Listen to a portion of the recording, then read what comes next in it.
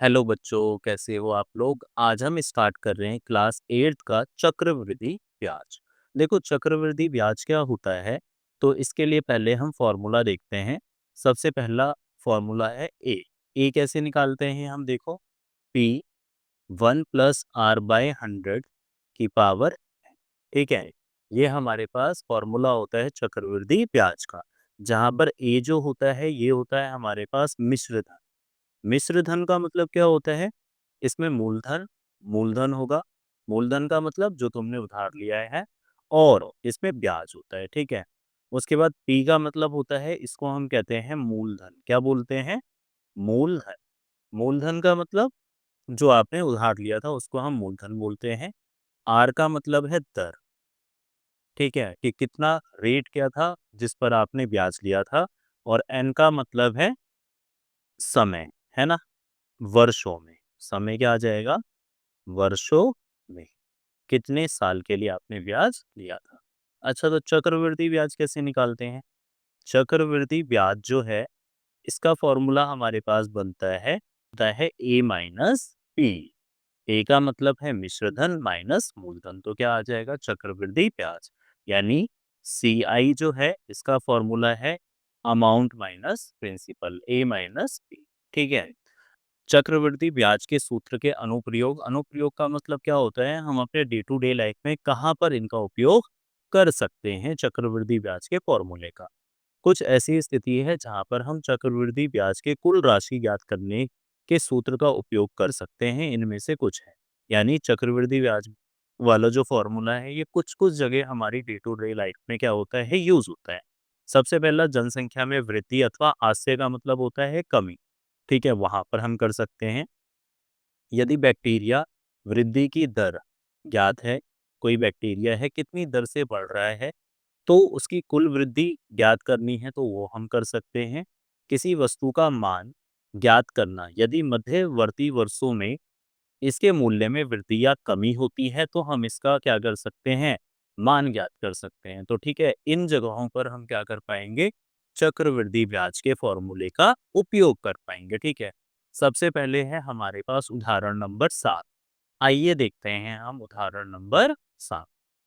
देखो, उदाहरण नंबर 7 क्या कहता है, 10,000 रुपए की राशि 15% वार्षिक दर पर 2 वर्ष के लिए उधार ली जाती है, ठीक है। कितना उधार लिया है? 10,000 रुपए। 15% वार्षिक ब्याज दर, इसका मतलब क्या है? ये दर है आपके पास 15% का। 2 वर्ष के लिए समय आपको दे दिया 2 वर्ष। इस राशि पर साधारण ब्याज और 2 वर्ष के अंत पर भुगतान की जाने वाली राशि ज्ञात करनी है हमने, ठीक है। जब हल करोगे तो आप बताओ क्या लिखोगे?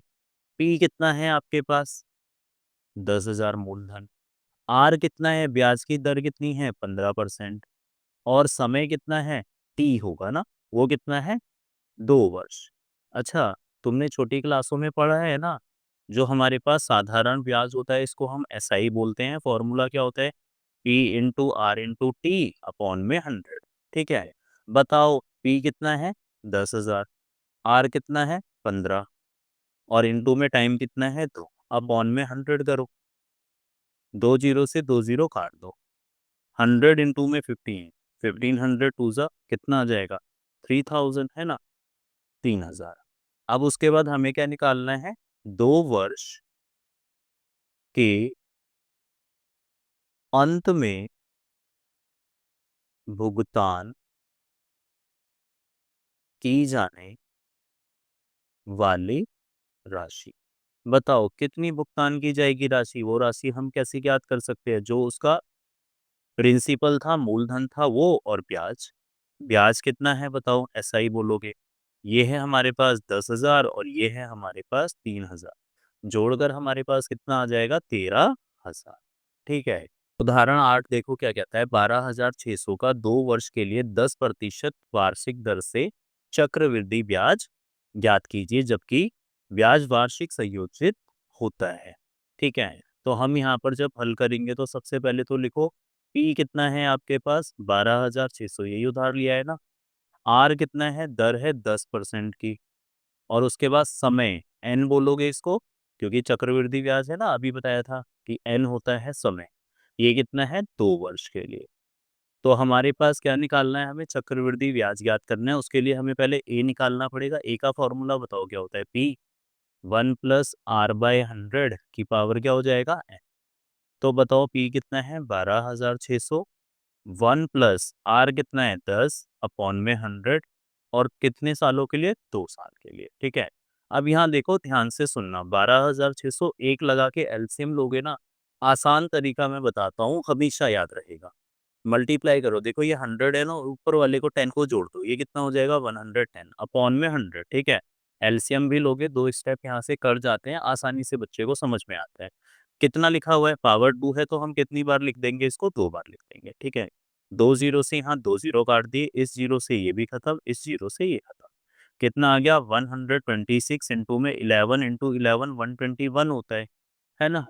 अब इसको मल्टीप्लाई कर दो, यहाँ रफ में कर रहा हूँ मैं, 126 121, 1 6 जा 6, 1 2 जा 2 और 1 का 1, 6 2 जा 12, कैरी 1, 2 2 जा 4 और 1 5, 2 1 जा 2, 1 6 जा 6, 1 2 जा 2 और 1 का 1, कितना आ जाएगा 6, 2 और 2 4, 5 और 6 11 और 1 12, 2 2 4 और 1 5, कितना आ गया 15,246।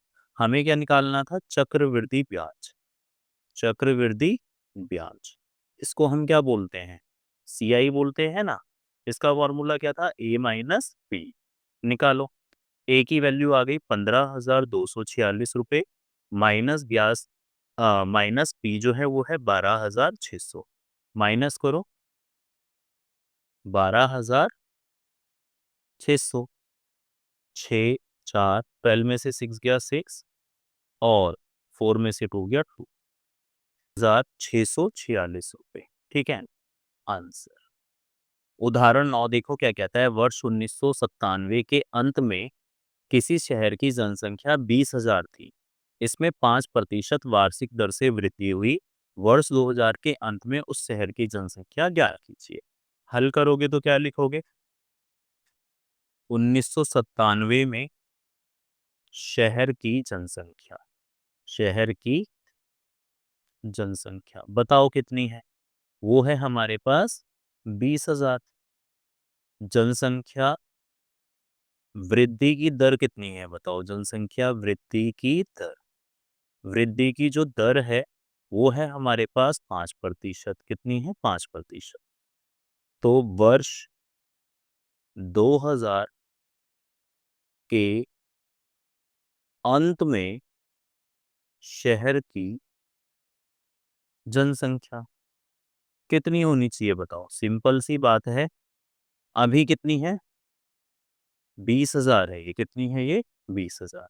तो इसको कितना लिख दोगे, 20,000। 1 प्लस आर, बढ़ने की दर कितनी है 5, बटो इस 100, और कितने साल हो जाएंगे देखो, 1997 से 2000 में 3 साल, तो 3 से कर दोगे, पावर कितनी लगा दोगे, 3। ये लिखोगे 20,000। अभी बताया था 100 प्लस 5, 105 अपॉन में 100 हो जाएगा, कितनी बार, 3 पावर है तो 3 बार लिखना पड़ेगा आपको। लिख दिया 3 बार। अब उसके बाद देखो, 2 जीरो से ये 2 जीरो खत्म, ये 2 जीरो से ये 2 जीरो खत्म, 5 से काट दो, 5 2 जा 10 0, 5 2 जा 10 1, 5 से काटो, 5 4 जा 20, 5 2 जा 10, 5 1 जा 1, 2 2 जा 4, 2 1 जा 2, कितना आ जाएगा 105। 21 और 21 को करोगे तो कितना आता है 441, अपॉन में कितना आ गया 2, मल्टीप्लाई कर दो, 105 441, 1 5 जा 5 0 1, 4 5 जा 20, कैरी 2, 4 0 0 0, 2 का 2, 4 1 जा 4, क्या आ जाएगा 0 2 4, करो 5 0 2 और 1 3, 2 और 4 6 और 4, यह आ गया 46,305 डिवाइड बाय 2। 2 से डिवाइड कर दो, डिवाइड आता है ना, सीधा कर देता हूँ, 2 2 जा 4, 2 3 जा 6, 2 1 जा 2, 1 बचेगा, 2 5 जा 10, 2 2 जा 4, पॉइंट बचेगा 5। तो देखो जनसंख्या कभी क्या पॉइंट में हो सकती है क्या, नहीं। तो और हमारे पास क्या आ जाएगा 23,153 आंसर। ठीक है, क्यों आ रहा है 23,153, जनसंख्या पॉइंट में नहीं होती है। ठीक है, अब उसके बाद उदाहरण नंबर 10 देखो क्या कहता है आपको। उदाहरण 10 देखो क्या कहता है, एक टीवी 21,000 रुपए में खरीदा गया। कितने में खरीदा गया है? 21,000 में। 1 वर्ष पश्चात टीवी के मूल्य में 5% अवमूल्यन हो गया। अवमूल्यन का मतलब कमी हो गई। अच्छा, कमी क्यों होती है? यहाँ पर देखो लिखा हुआ है, अवमूल्यन का अर्थ है वस्तु के उपयोग और उम्र के कारण उसके मूल्य में कमी का होना। 1 वर्ष पश्चात टीवी का मूल्य ज्ञात कीजिए। हमें 1 वर्ष पश्चात बताना है टीवी का मूल्य कितना होगा। तो देखो जब हल करोगे तो क्या लिखोगे? टीवी का मूल्य। क्या मूल्य है हमारे पास? 21,000। अब अवमूल्यन की दर कितनी है? अवमूल्यन की दर जो है वो हमारे पास है 5%। तो 1 वर्ष 1 वर्ष पश्चात टीवी का मूल्य। तो बताओ अवमूल्यन में तो क्या हो गया? रेट कम हो जाएगा ना। तो क्या करोगे? 21,000 फॉर्मूला वही यूज करोगे, 1 माइनस कर दोगे बस 5/100। ठीक है, और 1 साल के लिए तो यहाँ पर क्या लिख दोगे? 21,000 हो गया। प्लस में क्या करते थे? ऊपर वाला प्लस कर देते थे ना, तो माइनस में क्या करोगे? 100 में से 5 माइनस कर दोगे। कितना आ जाएगा? 95 अपॉन में 100। एक बार है तो एक बार लिखोगे। ठीक है, 2 जीरो से 2 जीरो काट दो, कितना आ गया? 210 इंटू में 95।